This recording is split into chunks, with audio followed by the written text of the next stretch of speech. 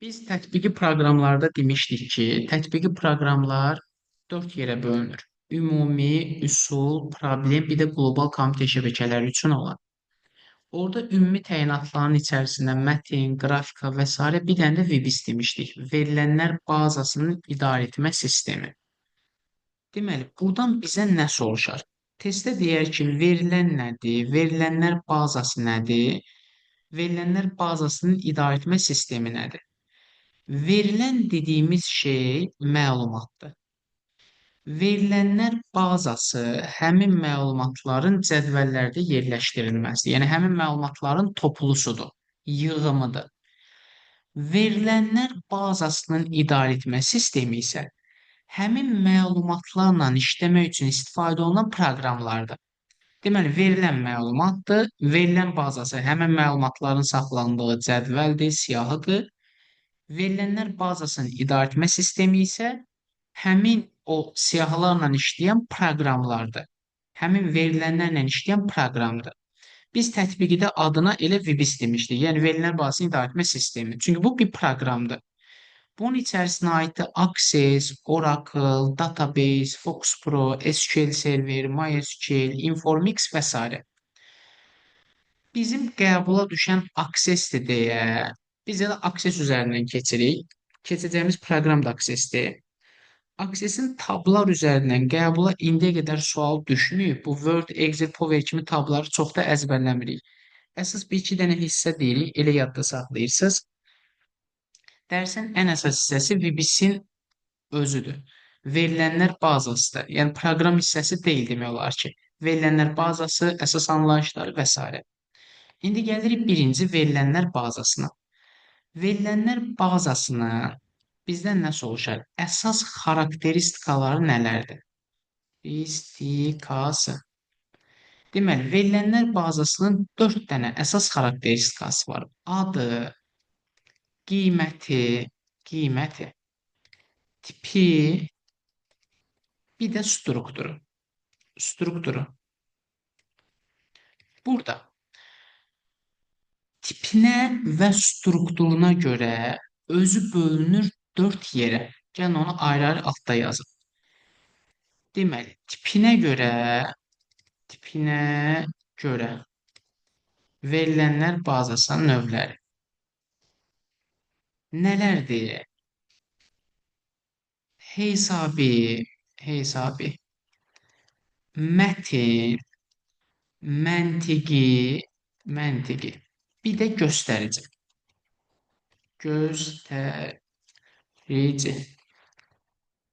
Burada bizə sual verər ki, hesabidə nədən istifadə olunur? Biz hesablamanı nə ilə aparırıq? Rəqəmlər. Mətndə nədən istifadə olunur? Yazını nə ilə yazırıq? Simvolla. Məntiqi nədir? Məntiqi ifadələr. Bu nədir uşaqlar? Yəni yes no question dediyimizdir, true false dediyimizdir. Elə bir iki seçimdən birinin olması, həmi yoxmu, düzdürmü, yanlışdırmı? Göstərici nədir?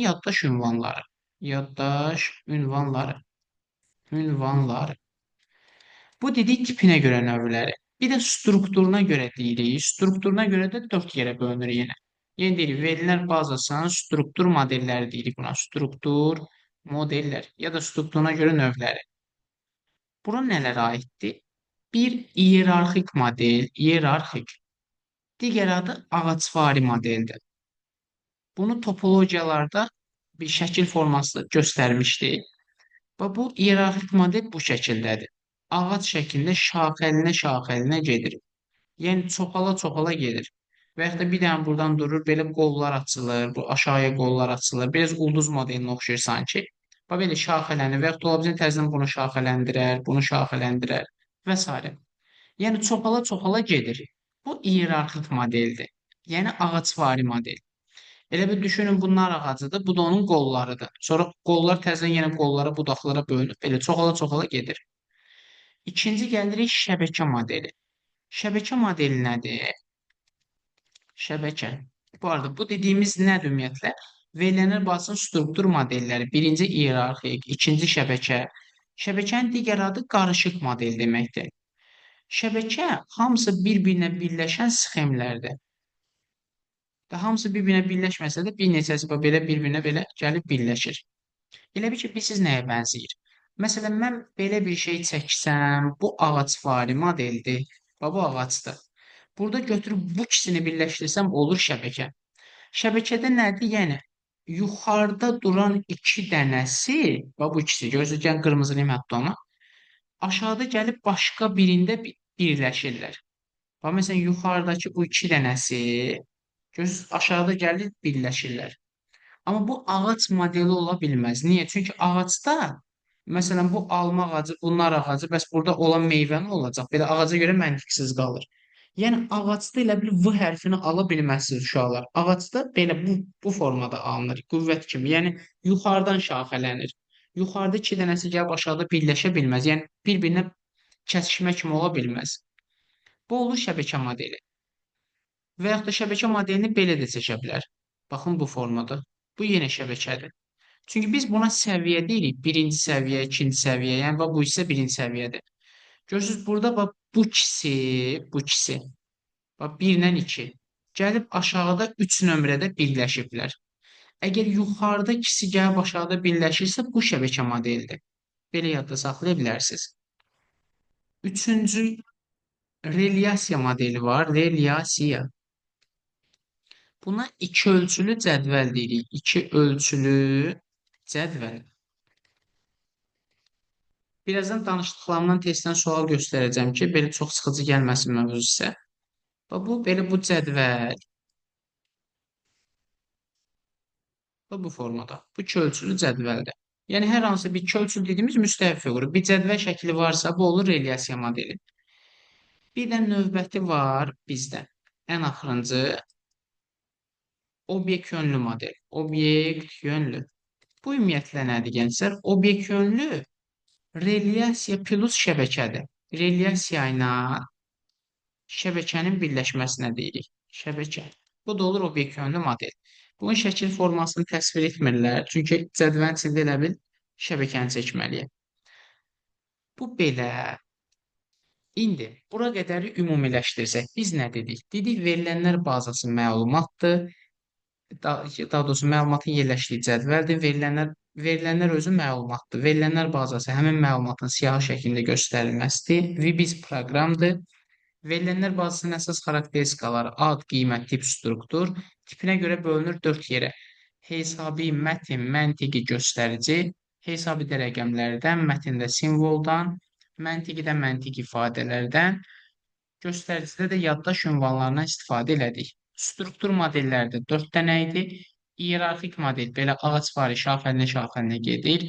Şəbəkə modeli qarışıq modeldir. Hamısı bir-birinə birləşirlər. Relyasiya cədvəldir. Obyekt yönlü də relyasiya ilə şəbəkənin birləşməsidir. İndi bizə iki ölçülü cədvəllərdə, yəni relyasiyada nə sualı verir? Baxın gənclər, burada biz cədvəli proqramda quranda ki, birazdan qurasıyıq. Ad, məsələn, ID, ad, soyad, e-mail, nömrə. Burada da birinci şəxsin ID-si, məsələn, 14, 25, 65. Burada da bunların məlumatları. Belə. Bunlar görsənir. İndi buradan bizə nə sual verir uşaqlar? Deyir ki, bu cədvəldə neçə sətr, neçə sütun var, neçə yazı var və s. Deməli, sətr, yazı, kortej. Bunlar eyni anlayışdır. Biz normalda Excel-də, Word-də sətri deyə öyrənmişik. Burada adına verilənlər bazasında yazı və kortej deyirlər. Burada əsas fərqləndirəcəyiniz hissə nədir? Yəni Word-dən fərqli nədir? Word-ə görə burada 5 sütun, 4 sətr var. Aksesə görə, yəni relyasiya bu arada aksesdə relyasiya verilənlər bazasına aiddir. Yəni biz çünki aksesdə də cədvəllərlə işləyirik. Bura akses yazın. Aksesə görə bax bunun birinci hissəsi yenə fərqli şəkildə göstərim. İlk sütunu gördüyünüz bax bu hissəsi. Bax bu hissəsi. Atributdur. Yəni başlıqdır. Atribut. Buna sütun başlığı deyirəm. Yəni bu ayrı bir hissədir. Belə düşünək. Bu birinci hissəni deməli atribut olaraq ayırdım. Onda bunu çıxandan sonra avtomatik sətirlərin sayı bir dənə azaldı. Neçə sətr oldu? 1, 2, 3 dənə. Deməli, onda deyirəm sətirlərin sayı 3 dənədir. Yəni, normal Word-dən bir dənə fərq oldu ki, başlıq hissəni saymıram sətirə. Desə sütun sahə, domen. Bunlar nə qədərdir? Yəni eyni şeydir. Sütun neçə dənə olur? 5 dənə. Çünki 1, 2, 3, 4, 5 dənə sütun var. Sonra bizə deyir ki, məsələn, cədvəl nəyə ekvivalentdir? Yəni cədvəlin digər sinonim sözləri nədir? Cədvəl, münasibət, münasibət, fayl, bir də nisbət. Bunlar eyni anlayışdır. Bir dənə də bərabər qoyub nisbət yazıram. Nisbət. Yəni cədvəl, münasibət, fail, nisbət hamısı eyni şeydir. Növbəti bizdən soruşar nisbətin gücü nəyə bərabərdir? Bir də soruşar nisbətin qüvvəti. Nisbətin qüvvəti. Deməli, nisbətin gücü sətirlərin sayıdır. Sətirlərin sayı. Nisbətin qüvvəti sütunların sayıdır. İndi sütunların əvəzinə götürüb şey də deyə bilər. Sahənin sayı, domenin sayı eyni şeydir. Deməli, sətir yazı kortej eynidir, sütun sahə domen eynidir. Cədvəl münasibət fail nisbət eynidir. Nisbətin gücü sətrin sayıdır, qüvvət sütunların sayıdır. Bir də burada bayaq bu atribut yazdıq. Atribut nədir? Digər adı. Sütun başlığı da deyə bilər. Sütun başlığı. Access-in öz proqramını göstərsək, biraz sizə maraqlı gələcək. İndi birazdan onu göstərəcəm. Bir də adlandırılmış domen də deyə bilər. Çünki sütunun başlığı elə domeni göstərir, ad hissəsini göstərir. İndi bu danışdıqlarımızdan sizlərə nümunə kimi test göstəreyim. Bax, birinci. Deyir ki, məsələn, verilənlər bazası modelləri hansılardır? 4 dənə dedik. İyerarxik, relyasiya, obyekt yönlü şəbəkə. Yəni, olur 1, 2, 4. Və yaxud da daha çətin kimi görünən sual ya da variantı çətin olan domen nədir deyir? Normalda deyirik sahə, sütun, domen eyni şeydir. İndi burada baxırıq sahə, sütun kimi görün necə verib sualı. Yazıb ki, bir atributa uyğun kortejin ala biləcəyi qiymətlər çoxluğu. Və bu 10-cu sualın şəklindən göstərib. Atribut budur, sütun başlıqları. Bayaq bu cədvəldə başlıq hissəyə atribut dedik.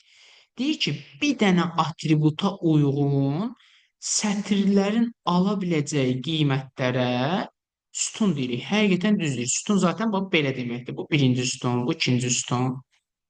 Bu da bunun çətin formada tərifi. Və ya da rahat şəkildə deyir ki, məsələn, kortej nə deməkdir? Kortej nəyə deyirik? Cədvəlin sətrini. Domen nəyə deyirik? Cədvəlin sütununa. Və ya da şəkil formada sualda. Deyir ki, şəklə əsasən verilənlər bazası modelini göstərir. Məsələn, bu alma ağacı 2 qolu var, bu qolun öz qolları var, bu qol öz qolu var, bunun öz qolu şaxəlinə gedir. Deməli, iyerarxik modeldir. Məsələn, bu nə zaman şəbəkə modeli olar?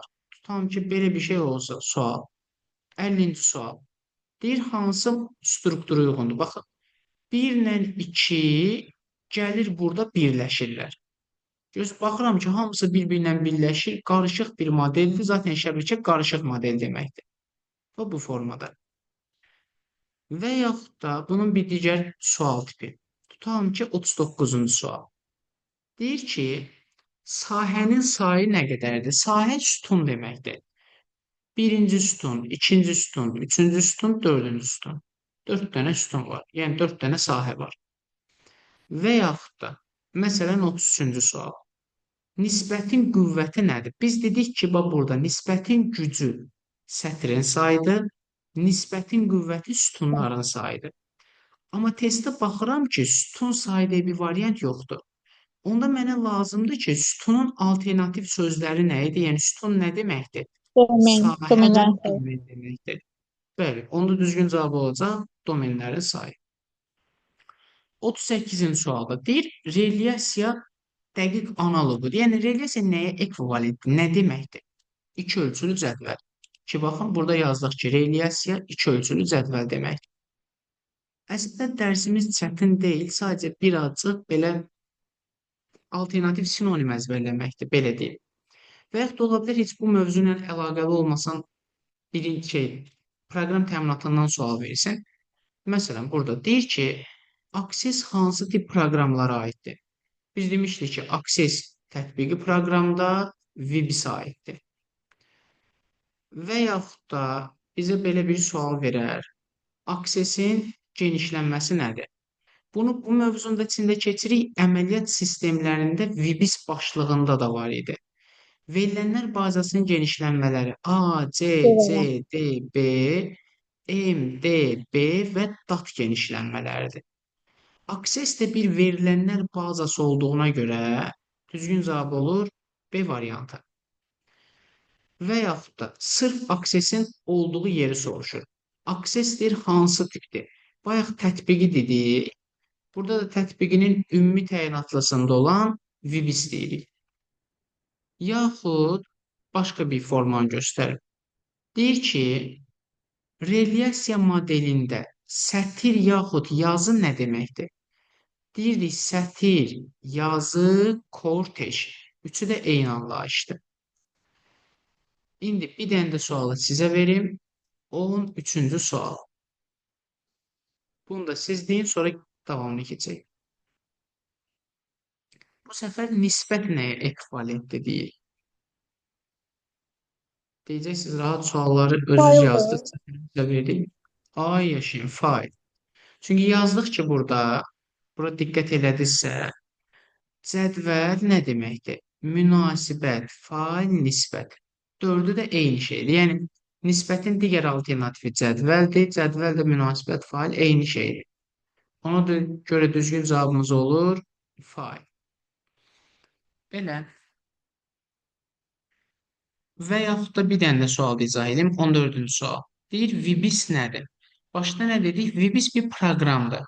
Baxıram düzgün cavablarda adamdır deyir, menecer deyir, kompüter deyir, açar deyir. Heç biri ya da deyir xüsusilə tərif suallarında ən uzun cavab olur. VBIS bir proqramdır. Verilənlər bazasını idarə etmək üçün. Və ya 20-ci sualda hansı VBIS-ə aid deyil? Pascal demişdik proqramlaşdırma dilidir. VBIS deyil. VBIS daha çox database, base ilə bağlı, pro ilə bağlı olanlardır. Belə. İndi qayıdırıq mövzunun davamına. Bunun nəzəri hissəsində bir hissədə qaldı. Onu deyim, sonra hesablamalar, sadə hesaplaması var. Adi saymaqdır, yəni. Onu keçək. Sonra da proqrama. Demək, burada nə qalıb uşaqlar? Bir də verilənlər bazasında dedik, əsas obyektimiz, yəni əsas proqram daha doğrusu. Və biz verilənlər bazasında relyasiyadır. Relyasiyada da aksesdən istifadə edirik. Aksesin əsas obyektləri var. Obyektlər. Obyektlər. Ya da verilənlər bazasının obyektləri də deyər. Bunlar nələrdir? Cədvəldir, ən vacib olanı. Yəni, olmazsa olmaz cədvəldir. Sorğudur. Bu arada bunu ingiliscə də yaza bilir testlərdə. Query. Elə azca əzbərləsəz bəs eləyər. Sonra deməli, hesabatdır, report dediyimiz hesabat. Sonra query yazaq bunu. Növbəti. Deməli, cədvəl, sorğu, hesabat, modul, makros, form. Deməli, modul, sonra makros. Sonra bizdə var, deməli, səhifə, page deyirik. Bir də bizdə var forma. Belə. İndi gənslər, bunların kitabda hamısına uzun-uzun tərif yazıb ki, heç birinin İngilizcəsini yazmalıyım, onu da silək. Mən bunların hamısına bircə 2 dənə sözdən qabağına bir şeylər yazım. Sadəcə onu bilsəz kifayət eləyər. Yəni testdə onunla tapa bilərsiniz. Bir də uzun-uzun bir şey əzbərləmirsiniz. Desə cədvəl nədir? Nə qədər uzun tərif olur olsun, mütləq saxlanma sözü olmalıdır. Çünki cədvəl verilənlərin saxlanması üçün istifadə olunur. İkinci, sorğu nədir? Biz ümumiyyətlə sorğunu niyə aparırıq? Məsələn, kimlərsə sual verirsən. Niyə soruşursan? Nəsə məlumat öyrənmək üçün. Biz də Access proqramda sorğunu axtarış üçün, emal üçün, seçmək üçün, nəyisə seçmək üçün aparırıq. Bu üç sözdən birini axtarırıq. Axtarış, emal, seçmək sorğudur. Fərqdir yəni. Hesabatı nə edirik? Çap edirik. Çap üçün istifadə olunur. Modul nədir? Visual Basic proqramlaşdırmadan istifadə, yəni mürəkkəb proqram əməliyyatları, mürəkkəb proqram. Bu iki sözdən birini axtarırıq. Makros nədir? Əmrlər toplusu, qrup əməliyyatları, əməliyyat toplusu, əmrlər toplusu yazırıq. Bax, bir dənə də qrup əməliyyatı yazırıq. Qrup əməliyyatı. Növbəti. Səhifə nədir? Page deyirik. İnternetdə aksess üzərində işləməkdir. İnternet sözü görsəz, bu olur səhifə. Ən sonuncu forma nədir?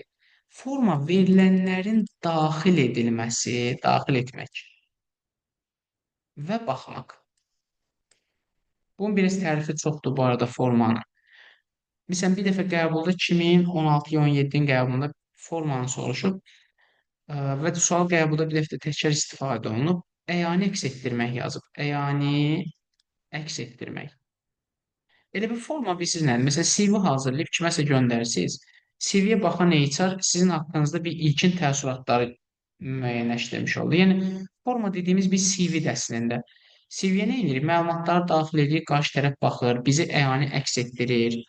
Ünsiyyət sadəliyidir. Yəni, biz ünsiyyət qurmadan formaya baxıb artıq kimliyimiz haqqında bir təəssürat formalaşır. Buna ünsiyyət sadəliyi deyirik. Ünsiyyət sadəliyi. Və yaxud da interfeys deyirik. Interfeys. Yazılıb doldurulan blanklar deyirik. Eləcə blank yazıram. Blank.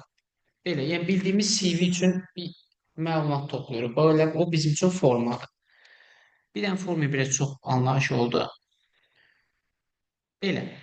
Bu obyektlər, indi obyektlərdən də nümunə göstərim testlərdən. Məsələn, nə soruşar? Belə 40-dan 45-ə qədər obyektlərdən danışır. Mən sual verim, siz cavab tapın. Ya birincini mən izah edeyim hamısını. Cədvəl soruşur. Bax, verilənləri seçib emal eləmək sorğudur uşaqlar. Sorğu. Daxil etmək, onlara baxmaq formadır. Deməli. Əmrlər qrupu makrosdur. Makros. Saxlamaq cədvəldir. Mürəkkəb proqram moduldur. Bax, hamısını qabağına dənə-dənə yazdım. Onda burada olur bu dadaş variantı. Bizdən cədvəli soruşur deyil. İndi 41-ci sualda sorğu nə üçün istifadə olunur? A variantı deməli. Axtarış. Düz. A variantı. Zərifə xanım düz. Çəniz xanım da canlı dedi. Verilənləri axtarmaq üçün. İndi burada variantlara baxsaq. Çap etmək hesabatı göstərir. Hesabat. Yəni, bunca bu yazdığımızca bilsəz, elə heç bu hissəni oxumağa ehtiyac qalmır. Əmrlər makrosdur. Saxlamaq cədvəldir. Mürəkkəb moduldur. Gəlir 42-də. Forma nəyə göstərir? Düz. B variantı deyən. B variantı. Daxil etməkdir və həmin o daxil etdiklərimizə baxmaqdır. Sonra gəlirik məsələn 43-də. Deyir, modul nədir? Mürəkkəb. Mürəkkəb proqram əməliyyatları. Y variantı. Makros nədir? Makros Düz. əmrlər. Yəni, əmrlər qrupu, qrup əməliyyatları, əməliyyatlar toplusu. Qəşəng. Ən axırda deyir, hansı obyektsiz ola bilməz? Olmazsa olmazımız table-dır. Cədvəl. Niyə? Çünki relyasiyanın özünün açıqlamasında nə dedik? İki ölçülü cədvəllər. Relyasiya bir cədvəl modelidir. Birazdan proqramda onsuz görəsiniz. Bu belə. Gəlin Access proqramına, ya gəlin belə yormayaq sizi. Proqrama keçək, birdən hesablama biraz sizi yormuş olar. Sonra sizdən hesablamasına bax. Hesablama da çətin deyil qətiyyən. Baxın uşaqlar, Access proqramını ilk dəfə açdım. Açmaq istəyirəm. Bizdən nə soruşur? Məsələn, normalda biz heç vaxt bu hissəyə toxunmamışıq. Deyir ki, yeni boş verilənlər bazası açmaq üçün hansı təsvirdən istifadə olunur? Yəni, şəkil kimi soruşur. Bax, bu şəkilləri elə bir-bir çəkir testdə. Bunları soruşur. Biz zaten digərlərindən çox işləmirik. Yəni, ümumiyyətlə sizə öyrətmirik. Biz bir dənə sizə ki, proqrama görə bunu göstərik. Verilənlər bazası. Baxın, blank database. Fikir verirsiniz, burada bir dənə silindir şəkli var və boş vərəqdir. Yəni, bunun şəklini bilməlisiniz. Çünki digər proqramlarda adi standart həmin proqramın öz forması idi. Word-da dokument idi, Excel-də Exe'nin öz piktoqramı idi. Burada bax bu formada, boş silindr formasında göstərilir bizə. Bu yeni boş verilənlər bazasıdır. Düzdür, burada adı yazır, amma imtahanda, yəni testlərdə də imtahan deməyim, düz düşmür hələ proqramdan bayaq dediyim kimi. Şəkil formasını soruşa bilər. Çünki Dimin öz mövzu testində var. Bax, proqramı açdım. Deməli, Access proqramının genişlənməsi 2019-da A, C, C, D, B-dir. Əlavə olaraq MDB və DAT var. Necə ki, Word-də dedik, DOCX var, Doc var, Doc köhnədir. Burada da MDB-ni əvvəlki nəşr sayırıq. Müasir olan A, C, C, D, B-dir. Yəni burada X-dan deyil, o biri proqramlar kimi. İndi bu verilənlər bazasında görürsüz, başlıqda 4 dənə əsas tabım görsənir. İndi help heç. Zaten digər proqramlarda da help istifadə eləmirik. Home-dur, create-dir, external datadır, database tool-dur. Buradan birinci elə tablardan deyim. Bizə tablardan ən vacib olan bir dənə nəyi yadda saxlayın, hər ehtimala birdən testə qəbula düşər deyə. Create access-in obyektləridir. Bayaqları addan saydığı cədvəldir, sorğudur, formadır, hesabatdır, bir cümlə ilə yazdırdıqlarımız. Onlardan sual düşsə, create-i götürürsüz. External zaten import exportdur. 2 dənə cəmi əmr var. Database-dən bir dənə ən vacib bunuca bilin. Relationship, cədvəllər arası əlaqə. Access-in onsuz da əsas işi budur. Cədvəllər arası əlaqə qurmaq. Düzdür, bunun qurulması və s. bizə bundan sual düşmür. Belə, qalan bir home-la qalır onsuz da, bir də database tool digərləri qalır. Çox vacib deyil, belə istəsiniz bir dənə home-un içərisini yadda saxlaya bilərsiniz. Zaten home-u saxlasınız artıq proqram bitir. Çünki create-dən external getdi, home-u da bilsən yerdə qalan hər şey olur database tool-da. Amma mütləq bunu yadda saxlayın. Bu demin modelində də var, cədvəl arası əlaqə. İstəyirsiniz bunun nə olduğunu deyim. Cədvəl arası əlaqə bir cədvəldən başqa bir cədvələ keçid verməkdir. Bizə oradan nə sual düşür ümumiyyətlə şəkildən başqa, yəni tab olaraq harda yerləşməsindən başqa sual verər ki, cədvəllər arası əlaqənin növləri hansılardır? Deməli, relyasiyada birin birə var, birin çoxa var, çoxun çoxa var. Şəbəkə modelində 4-ü də var. Şəbəkə nə idi o? Bayaq qarışıq model dediyimiz. Orada həm birin birə, həm birin çoxa, həm çoxun çoxa, həm də çoxun birə var. Bunun nə olduğunu belə indi uzun-uzun cədvəl qurmayaq, çünki bir xeyli vaxtımız gedər. Sadə lorlu şəkildə izah edeyim. Məsələn, bizə nəzəri formada nə verə bilər burada? Deyər ki, tutaq ki, insan şəxsiyyət vəsiqəsi əlaqənin hansı növünə aiddir?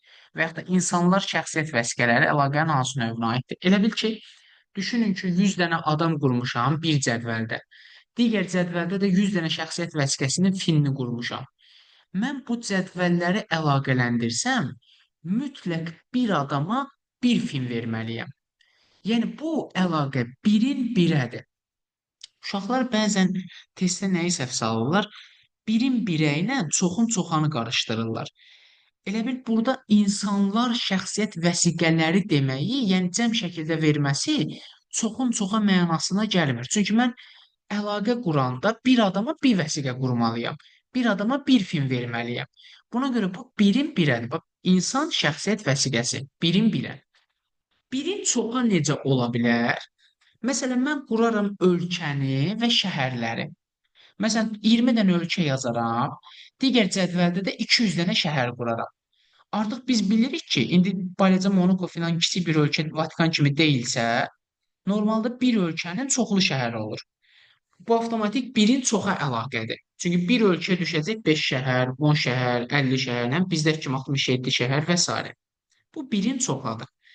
Biz Access-də bunu tərsdən qura bilmirik. Şəbəkədə amma çoxun birəni də tərsini də qura bilirik. Elə bil 10 dənə şəhər gəlir, bir ölkədə birləşir. Çoxun çoxa nədir gənclər? Çoxun çoxa özü içində bir topluluq bildirməlidir. Bunu Lord ilə belə izah edin. Baxın, düşünün ki, 2 dənə futbol komandası oynayır. Məsələn, X bir komanda ilə Y bir komanda. Burada əslində biz məsələn tutaq ki, əvvəldən bir qururuq ki, hansı baş məşqçilərin elədiyi bir şey deyək də, hansı müdafiəçi ya da hücumçunun qabağını kəsəcək filan belə bir uyğunlaşdırma qurur. Amma burada belə bir şey yoxdur da. Məsələn, bir nömrə formalı geyinən o biri komandadakı 11 formanın qabağında dursun. Bu oyun zamanı yerini dəyişə də bilər. Yəni biz nəyi düşünürük? 11 nəfər 11 nəfərə qarşı oynayır deyə, dolayısıyla yer dəyişimi ola bilər. Yəni bu çoxun çoxadır. Yəni kimə kimin düşməyinin bir fərqi yoxdur. Belə izah edeyim. Bunu artıq çoxun çoxa əlaqə edirik. Amma fikir verin, şəxsiyyət vəsiqəsi insanda elə deyil. Mən elə bil düşün ki, bir torbaya şəxsiyyət vəsiqəsini atmışıq. Tuşkələ hansını götürürəm deyə bir şey yoxdur. Hərənin öz vəsiqəsi olmalıdır. Amma oyun zamanı sən X bir şəxsin qabağında da dura bilərsən. Yəni heç əvvəldən planlanmamış şəkildə. Ya bunu artıq çoxun çoxa deyir. Yəni çoxun çoxa bir topluluğu göstərir də belə yadda saxlaya bilərsiniz. Deməli, bir adama bir dənə uyğunluq gəlirsə, birin birə, biz bəzən dərsdə belə əyləncə məqsədi nə deyirik? Uşaqların yadında qalması üçün. Təbii ki, bu testdə belə bir şey gəlməz də, sadəcə formal olaraq. Deyirik ki, oğlan ayaqqabı desə, bu birin birədir. Bir dənə oğlanın bir dənə ayaqqabısı olur. Amma xanım ayaqqabı desə, bu birin çoxadır. Yəni bir xanımın çoxlu ayaqqabıları olur deyə. Bu sadəcə şərti olaraq uşaqların tutmağı üçün də, yəni məntiqini. Amma belə siz baxırsınız, geyim vasitəsi desə, bir insanın çoxlu geyim vasitəsi ola bilər. Bu birin çoxadır. Yəni orada elə bil artıq o hissəsini məntiqi özünüz aid eləməlisiniz ki, bu birə bir mi olur, birə çox mu olur? Zaten çoxun çoxanı çox da ancaq komandalarda olur, belə təşkilatlarda olur, içində çoxluq bildirməlidir. Yəni çoxun çoxa özündə bir topluluq bildirir. Belə yadınızda saxlaya bilərsiniz. Nəsə bu cədvəl arası əlaqə bu. Gəlirik indi nədən gənclər? Bu aksesin bir qurulmağından. Ümumiyyətlə məsələn bir qısa bir forma qurum ki, sizdə anlayış olsun ki, biz bunu nə üçün istifadə edirik. Bax mən gəlirəm burada verilənlərlə iki iş rejimi nəzərdə tutulub. Bir datasheet rejimi, bir dizayn rejimi.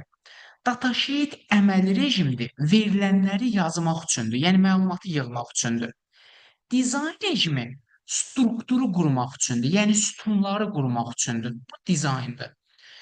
Eee, Elə bil belə düşünə bilərsiniz də, dizaynda binanı tikirik, datasheetdə mebelləri düzürük. Məsələn, gələk dizayna. Dizayna keçəndə bizdən bu table-ın adını yadda saxlamağı istəyir. Aksis bayaq dedik ki, cədvəlsiz mümkün deyil. Yəni yazdığımız məlumatlar cədvəldir. Bu Windowsda deyirik ki, əməliyyat sistemində də demişik ki, faylın adında maksimum 255 simvol ola bilər. MS-DOS-da 8 3 idi. Genişlənmə 3, faylın adı 8. Excel-ə girəndə dedik ki, vərəqin adında maksimum 31 simvol olar. Access-ə gələndə deyirik ki, bax bu table cədvəl görürsüz adı saxlanıb eləmək istəyir. Bu cədvəlin adında maksimum 64 simvol ola bilər. Sonra Windows'da dedik ki, faylın adında 3 dənə sağa sola düz siləşdi, böyük kiçikdir, sual ulduz, 2 nöqtə dırnaq olmaz. Excel-də dedik ki, qapalı mötərizə, yəni bu transkripsiya deyək də buna. 2 siləş, sual ulduz, 2 nöqtə olmaz. Burada deyirik ki, nöqtə, nida, qapalı mötərizələr, bir də düz dırnaq deyirik burada. Olmaz. Əsas da burada yadda saxlayın, 64 simvoldan çox olmaz. İndi biz dəyişmirik, elə table 1 kimi yadda saxlayaq. Dizaynla bizə sual bu verir ki, birinci başda dediyim kimi soruşur neçə iş rejimi var? 2 dənə əməli dizayn. Deyir dizayn neçə sütundan ibarətdir? Dizayn rejimi 3 sütundan ibarətdir. Baxın, field name, data tip, bir də description sahəsi. 3 sütun. Bu birinci sual. İkinci sual verir ki, bax demin sınaqlarında düşüb. Deyir ki, sütunların adları nədir? Məsələn, testin birində deyir, üçüncü sütunun adı nədir? Adını əzbər bilməlisiniz. Field name, data tip. Bu arada qəbulda demişdik, 3 dilin 3-ü də düşür. İngilis, rus, Azərbaycan. İndi kimə necə rahatdır? Mən ingiliscəsi biraz daha rahat gəlir. Siz Azərbaycanca yadda saxlayın. Yəni fərq etmir. Yəni bu 3 dilin 3-ü də eynidir.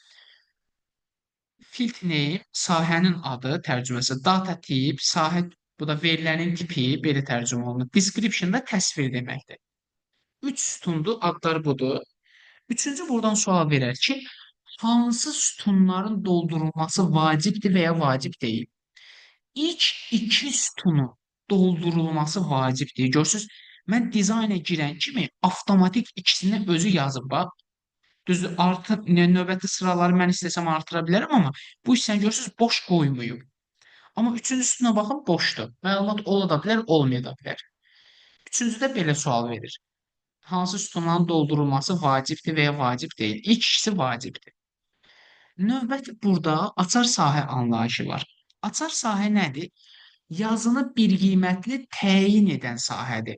Təkrarlanmayan sahədir, unikal sahədir. Ümumiyyətlə açarın iki formalı açar var. Primer açarı var, bir də foreign key var. Yəni primary əsas açar var, bir də xarici açar var, foreign. Əsas açar bu başda dediyim üç tərif üçündür. Yəni unikallıqdır, unikallığı göstərir, təkrarlanmamağı göstərir. Yazını, yəni sətri bir qiymətli təyin edən sahədir.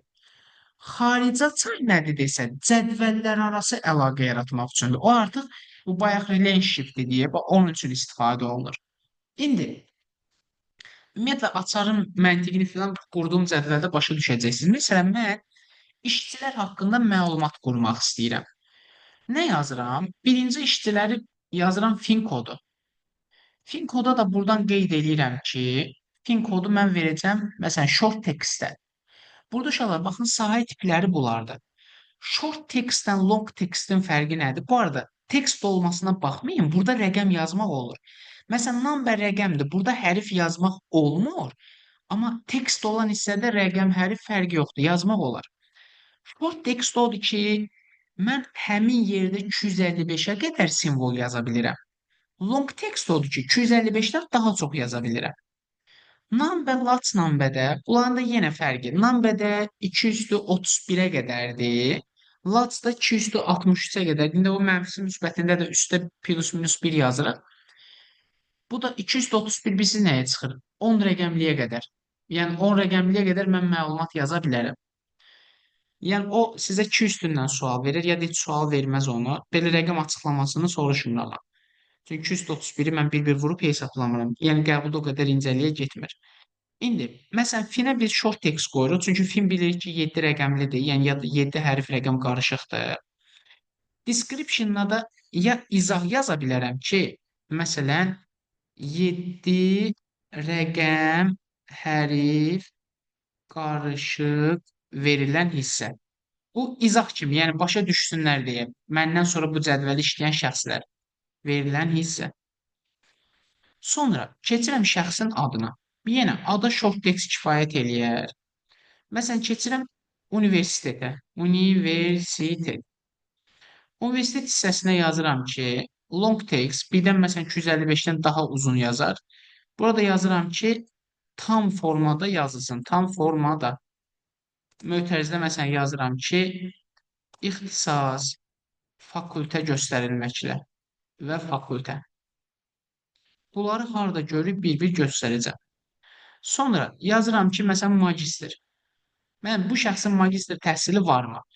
Artıq varmı sualı verirəmsə, mənə nə lazımdır? Bunun magistr təhsili varmı, yoxdurmu? Yəni mənə iki seçimdən biri lazımdır. Onda mən burada yes, no qururam. Yes, no nədir? İki seçimdən birinin olmağı. Sonra bunun mənə e-maili lazım olacaq bu şəxsin. Ona görə buradan seçirəm mən nəyi? E-mail qurmaq üçün deməli, baxıram buradan bir saniyə, hyperlink. Link seçdim. E-maili bundan qeyd eləyək ki, birbaşa üzərinə vuranda girsin. Hiperlink də bildiyimiz link formadır. Bunu istənilən bir şeyi link formada qeyd eləyə bilərik. Sonra mənə lazım ola bilər bu şəxsin, məsələn, doğum tarixi ya işə qəbul tarixi. İQT. Qısaca ixtisarla yazıram. İQT. İşə qəbul tarixi. Burada açıqlamasını yazıram ki, işə qəbul tarixi. Artıq burada tarixdir deyə mən mütləq data time seçməliyəm. Data time geniş formadamı? Yəni məsələn noyabr mı yazsan, yoxsa 11.01 belə bir şey mi yazsan? Qısaca data time yazıram. Sonra mənə lazım ola bilər. Bir də burada fikir verin, avtonom və indi başda biz onu finə short text qoyduq. Ya da gəlib bunu avtonomiyaya gedək, fərqlilik olsun deyə. Avtonom və nədir gənclər? Özü avtomatik nömrəliyə gedir. Yəni mən nömrə vermirəm. Özü 1, 2, 3. Ümumiyyətlə avtonom bəni biz yaza bilmirik. Avtonom bəni daha çox nəyə görə qoyurlar? Nömrələmək üçün. Bəs desəz number ilə avtonom bənin fərqi, number-də mən özüm yazıram. Məsələn, əlaqə nömrəsini qoya bilərəm. Amma avtonom bə sıra nömrəsi kimi özü bir-bir nömrələyir və də özü təkrarlatmır deyə. Məsələn, Excel kimi. Exceldə necə ki, 1-dən 1 milyona gedir. Burada da özü nömrələyir deyil, heç bir nömrənin təkrarı olmur. Bizdə ehtiyac olmadı. Bir də məsələn, işçinin gəl nömrəsini yazaq. Nömrə bizə lazım ola bilər. Bu da bizim olsun nam və hissəmiz. Və yaxud da işçinin, məsələn, əmək haqqı alırsa, əmək haqqı yazaq. Əmək haqqı. Onu da biz valyuta tipindən göstəririk, currency. Yəni qısaca yəni bunu ümumi açıqlasaq, short test qısa mətin, uzun mətin 255, yəni 255-dən daha çox, nam və 231, 31-dən daha çox, 63-ə qədər də daha çox dediyim qısa tarix, geniş formada tarix, currency valyuta, avtonom və avtomatik artma xüsusiyyətinə malik olan sahə tipi. Bunu yadda saxlayırsınız ki, burada verilənlərin daxil edilməsini məcbur etmək olmaz. Yəni biz bura nəsə yaza bilmərik. Yes, no iki seçimdən birinin olması, Oli obyekt, şəkil, multimedia tipli verilənlər. Bura elə şəkil qov, Oli obyektlər seçə bilərik. Kompüterdən orada bir dənə şəkil atarıq. Hyperlink də bu bizə bura qədər düşür uşaqlar. Hyperlink də link bildiyimiz göy formada, yaşıl formada, göy daha doğrusu, göy formada göstərilən keçidlər. Üzərinə vuranda həmin səhifəyə daxil olmaq. Belə gəlirik indi gəncə. Bu qısa bir cədvəlimizi qurduq, məlumatlar yazdıq. Burada bir də bizə nəyi göstərir? Məsələn, tutaq ki, short textdə biz deyirik ki, 255-ə qədər simvol olur. O harda göstərə bilərik? Baxın, field size-da. Görsün, baxın bu aşağı hissədə field size-da yazır ki, burada 255-ə qədər simvol ola bilər. İndi açar sahəmiz görürsünüz burada findədir. Mən açar sahəni dəyişə bilərəm. Məsələn, şəxsin adını da açar sahə qoya bilərəm. Ümumiyyətlə bir dənə əsas açarımız olur. Burada sadəcə açar sahə qoyanda biz bayaq nə dedik? Unikal olmalıdır, təkrarlanmamalıdır, bir qiymətli təyin etməlidir. Mən adı açar sahə qoymağım əslində məntiqsizdir. Çünki iki dənə eyni şəxsin adı olsa, birinə yazacaqlar, məsələn, İsalı 1, birinə yazacaqlar İsalı 2. Çünki artıq fərqləndirə bilməyəcəyik biz onu. Adı eyni də axı error verəcək eyni adı yazanda. Bu nəyə bənzəyir? Bilirsiniz, məsələn, e-maildə istifadəçi adını açar sahə veriblər. Bu o demək ki, iki dənə eyni şəxsin e-maili ola bilməz. Bu da çox normaldır. Çünki eyni şəxsin e-maili olsa məktub eyni anda gedəcək. Hər iki şəxsə eyni anda gəlmiş olur. Buna görə də açar sahəni biz elə yerə qoymalıyıq ki, o sahə təkrarlana bilməsin. Məsələn, nömrəyə qoya bilərik. Heç kimdə nömrə təkrarlanmır. E-mailə qoya bilərik. Filinə qoya bilərik. Amma nə bilim, əmək haqqı təkrarlana bilər. Zaten yes no hissəsində, bu hissəsində uzaq başı 2 dənə qoyarsan. Ya yes olacaq, ya no olacaq. Başqa bir şey olmayacaq. Belə. Sonra indi finə təkrar qoyaq. İndi bəs dedik ki, finə açar qoyduq. Bir də açar sahə boş buraxıla bilməz. Mütləq nəsə yazılmalıdır o sahəyə. Desəz ki, məsələn, biz sınaqda filan qeydiyyatdan keçəndə orada da və yaxud da başqa saytlarda ulduzlu sahələr olur. Mütləq doldurulmalı olan sahələr, yəni boş qoya bilmərik.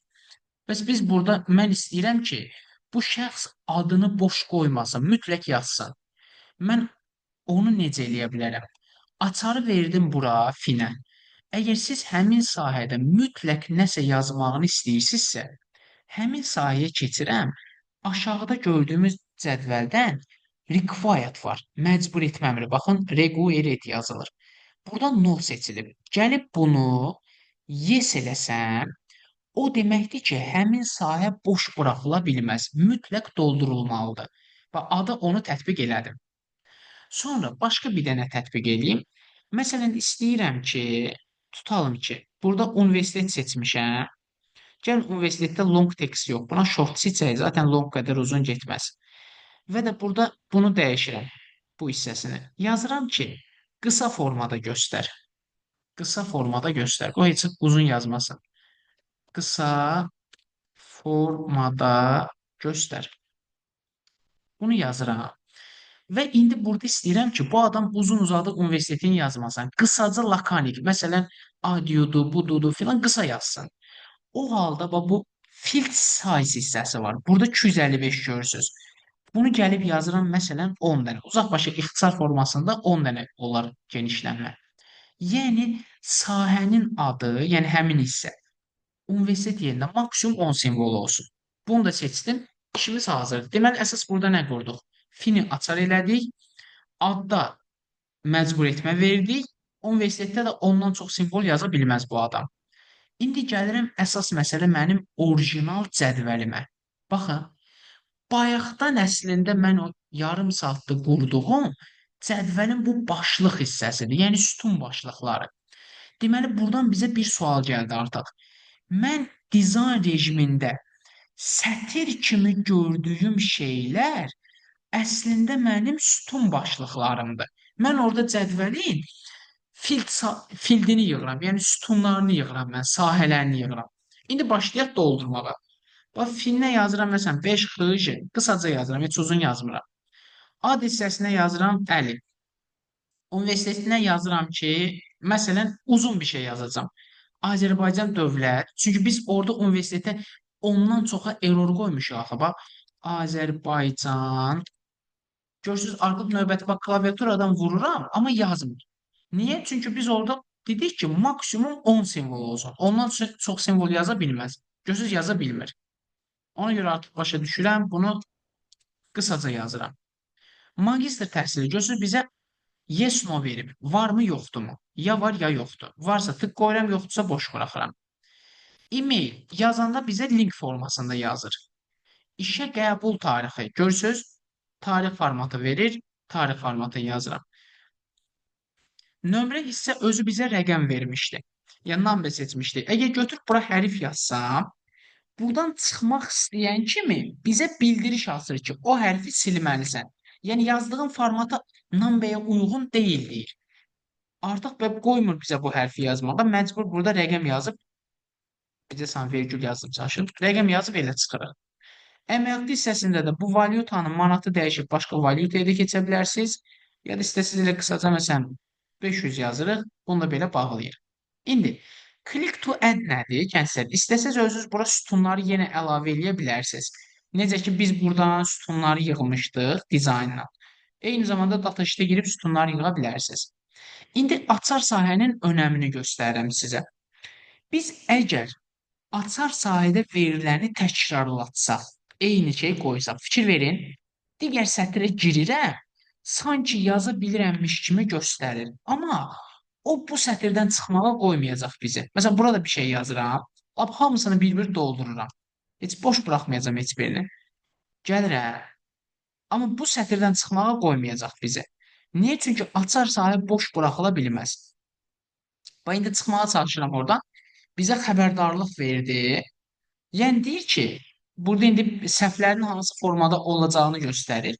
Biz bilirik ki, artıq burada səhv bu nədədir? Baxın, primary 2-dədir. Özü bütün ehtimalları yazır ki, hansı səhv ola bilər. Yəni yenidən cəhd edir. Mən də gəlib bu primary 2-ni düzəldirəm, əlavə bir hərf yazıram. Baxın, çıxmağa qoydu. Yəni oradan çıxdıq artıq. Deməli, açar sahədə verilənlər təkrarlana bilməz. Sonra bir də burada ulduz var, gənclər. Bir də qələm işarəsi var. Ulduz hal-hazırda verilənlərin yazıldığını göstərir. Daha doğrusu boş sətri göstərir. Baxın, boşdur, blanki göstərir. Qələm hal-hazırda verilənlərin yazıldığını göstərir. Yəni mən ulduz olana gəlirəm. Ulduz olana. Bir saniyə. Baxın, buradan fikir verirsiniz, çıxmağa qoymur bu sətirdən. Niyə bilirsinizmi? Çünki biz bayaqları ada məcbur etmə vermişik. Fin açardı deyə mütləq doldurmalıyam. Adda da məcbur etmə var. Mütləq nəsə yazmalıyam. Baxın, sonra qoyur çıxmağa. Qalan bütün sətirlər boş buraxıla bilər.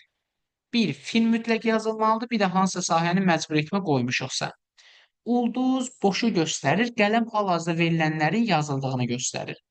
Bəs sual verərsiniz ki, biz bayaq burada bu description-da məlumatlar yazdıq. Bəs bu harda görsənir?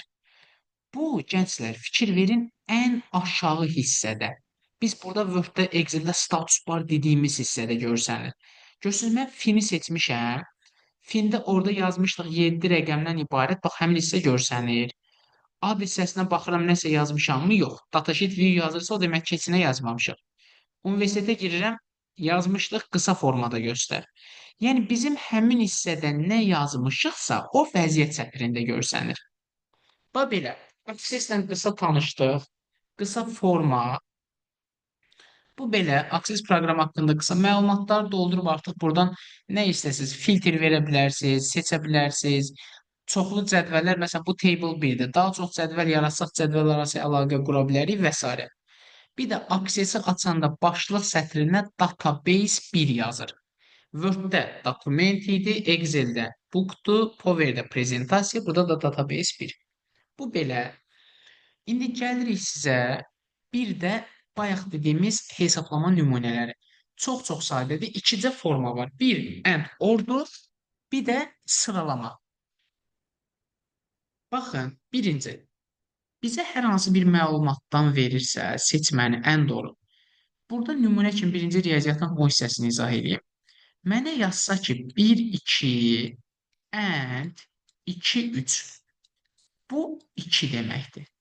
Yəni and riyaziyyatda bildiyimiz kəsişmə deməkdir. Yəni ikisində də ortaq olanı götürürəm deməkdir. Mənə 1, 3 or 2, 3 yazırsa, bunun cavabı 1, 2, 3-dür. Yəni burada and kəsişməni, or birləşməni göstərir. Bax, bu belə. If yox. Bu dərsimiz bu hesablaması. İndi gəlin testlərdən nümunə göstərim. Elə ən çətin sualdan başlayayım izaha. 46-cı sual. 46-da verib bizə. Bax, yazır ki, fizikası 5 olsun. Baxıram bu cədvələ. Fizikası 5 olan 2 ilə 4 nömrədədir. Mən də mötərizə açıb yazıram. 2, 4. Və ya or deməkdir.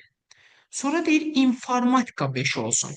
İnformatikası 5 olan 1, 2'dir. Buraya yazdım 1, 2. Mötərizəni bağladım. Sonra deyir və. Və and deməkdir. And mötərizə açıram. Riyaziyyat 5 olsun. Riyaziyyatı 5 olan 2, 3, 4. Mən də yazıram bura. 2, 3, 4. Yenə və var. Yenə and. Bir dənə də and. Deyir ki, i ulduz soyad. Bu nə deməkdir? Yəni soyadı i ilə başlasın. İstənilən qədər simvol ola bilər. Çünki biz əməliyyat sistemində belə demişdik. I ulduz oldu ki, i ilə başlayır. Ulduz i oldu ki, i ilə qurtarır. Məsələn, testdə belə bir şey yazsa, sual, i ulduz. Bu o deməkdir ki, üçüncü hərfi idi. Yəni sual bir simvolu göstərir. Ulduz limitsiz sayda. İndi burada deyir soyadı like oxşamaq deməkdir. Yəni bənzəmək. Burada bəyənmə mənasında deyil. Yəni soyadı i ilə gələnlər.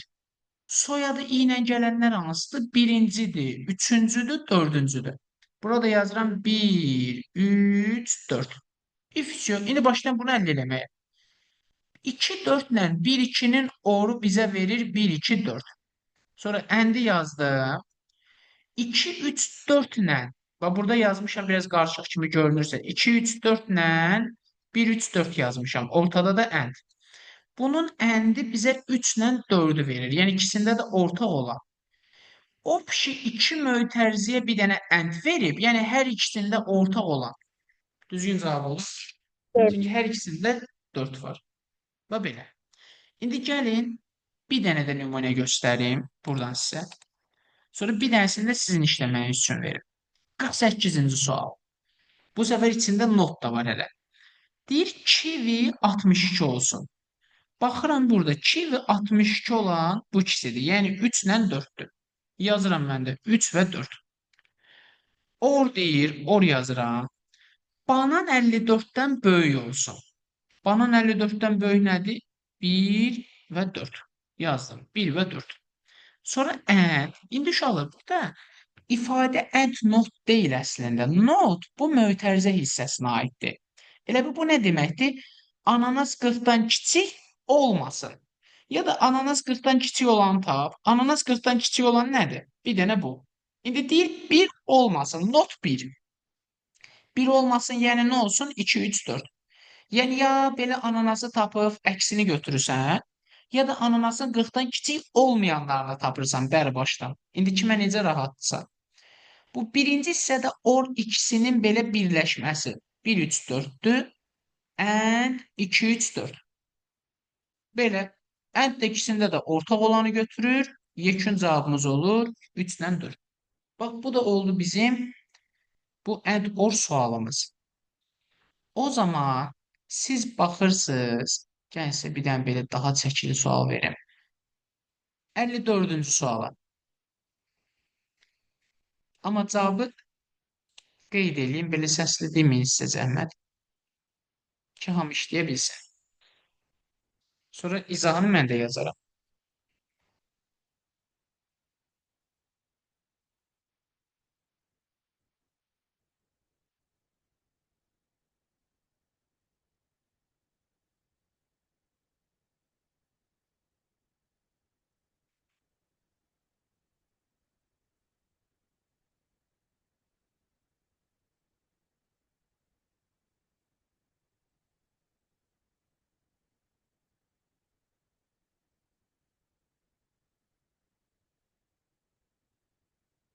Əla. Deməli, bizə deyir məntiq 30-dan böyük olsun. Məntiq 30-dan böyük olanları axtarıram burada, məntiqin içində. 1-dir, 2-dir, 3-dür, 4-dür. Demək yazdım 1, 2, 3, 4. Sonra end yazım. End. İngilis dili 20-dən kiçik olsun deyir. Baxıram ingilis 20-dən kiçik olan 2, 3, 4-dür. Yazıram 2, 3, 4. End ikisində də ortaq olanı götürür. İkisində də ortaq olanımız olur 2, 3, 4. Yəni dadaş variantı. Bir dənə bu suallar, bu tip suallarda nədə qarışdırarsınız? Tarix tipli suallarda. Ondan bir dənəsini tapam, ondan izah eləyim. Yəni doğum tarixi kimi verilən suallarda. Məsələn, bax burada. Deməli, prosta burada da staja görə düz deyir. Bir saniyə. Əla. 76-cı sual. Burada əsas məsələ, baxın, deyir doğum tarixi 1966-dan böyük olsun. Bu bildiyimiz kimi deyil. Yəni necə deyil? Bu rəqəm kimi baxır gənclər. Normal olaraq biz bilirik ki, 1966-dan böyük, yəni 65, 64, üzü o tərəfə. Yəni daha yaşı böyük olanlar. Amma bu rəqəm kimi baxır. Yəni 66-dan böyük, yəni 67, 68. Yəni bir növ bunu siz yaş olaraq yox, rəqəm olaraq müqayisə eləyərsiniz. Çünki Axis proqramı bu üzərindən işləyir. Yəni məsələn 2000-ci il təvəllüdlü olan şəxs 1966-dan böyük sayılır. Çünki rəqəm olaraq böyükdür. Yəni ki, başa düşdünüz dediyimi. Və bunu da indi həll eləyəndə. Məsələn, indi bir dənə özünüz yazın, sonra mən izah edeyim.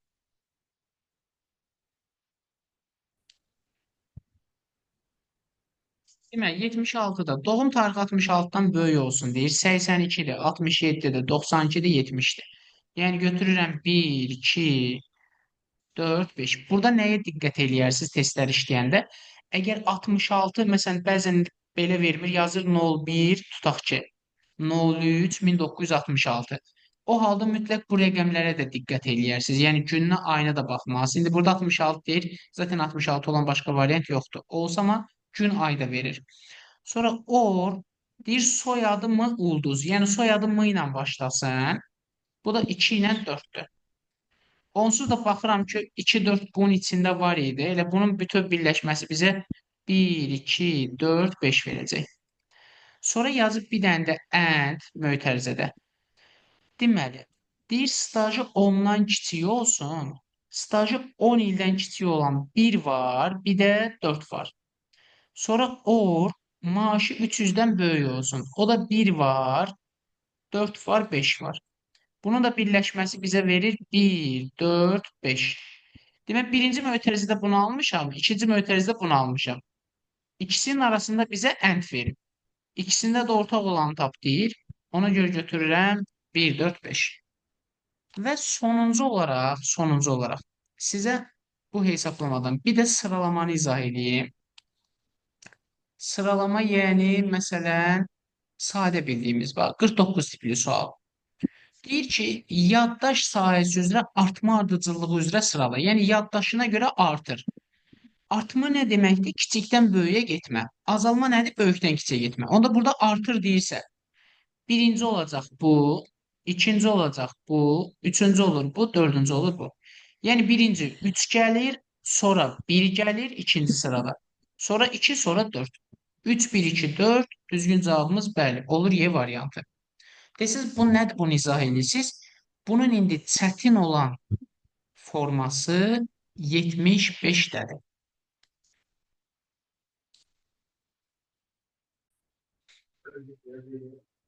Təkrar Deməli, olduğuna görə olar şey sayılır da. Bir eyni baş, sırada sayılır elə deyil. başlığa, yox, eyni sırada yox, başlığa qururuq. Sıra fərqlidir. Deməli, məsələ budur, baxın gənclər. Artma da desə, yəni biraz məntiqə uyğun olmasa belə, artma da desə, fərqi yoxdur.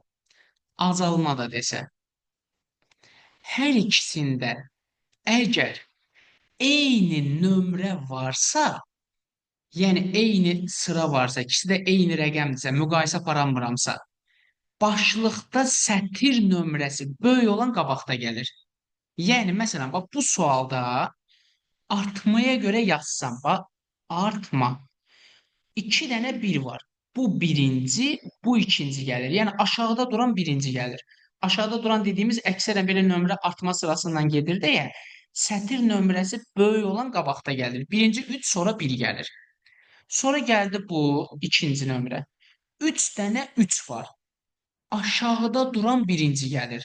4, 5, 6, bu düşür 7-yə. Bu artma sırasıdır. İndi bu tərəfdən azalmanı yazıram.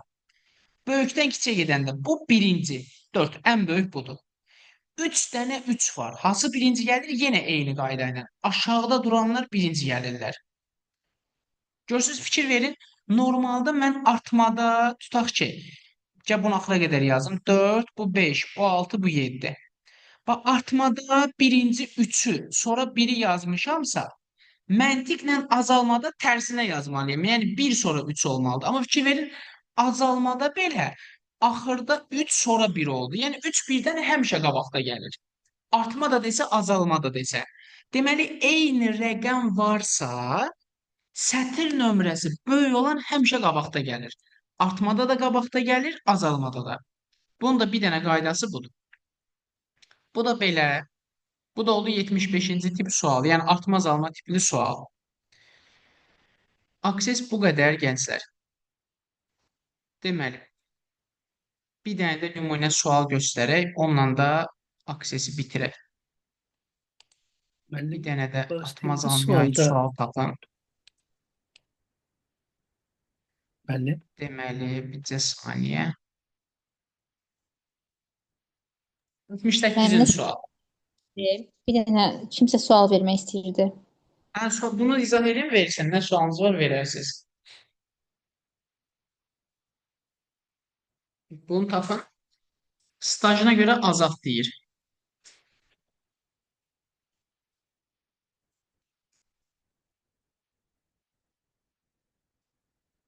Birazcık düzdür, asan çıxdı sual.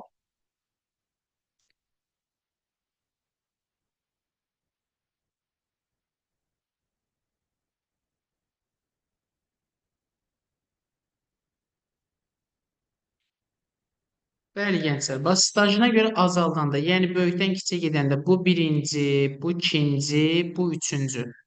Bizə deyir ki, 3 nömrəli yazını yerini necə dəyişdi? Dəyişmədi. Bax, bu formada. Bir də burada cavab olaraq 74-də soruşduğunuz isə bizdən soruşurdu ki, kurs sahəsini artmaya görə sıralasaq 7-ci yazı neçənci sırada dayanar? Bax, kursu artmaya görə sıralayanda 1, 2, 3, 3 dənə 3 var. 4, 5, 6, 7. 7-ci yazı budur. Yazı sətir deməkdir. 7-ci yazı sırada neçəyə düşdü? Yəni sıranın qabağına nə yazdıq? 4 nömrə yazdıq. Bax, bu da 75-ci sualın izahı.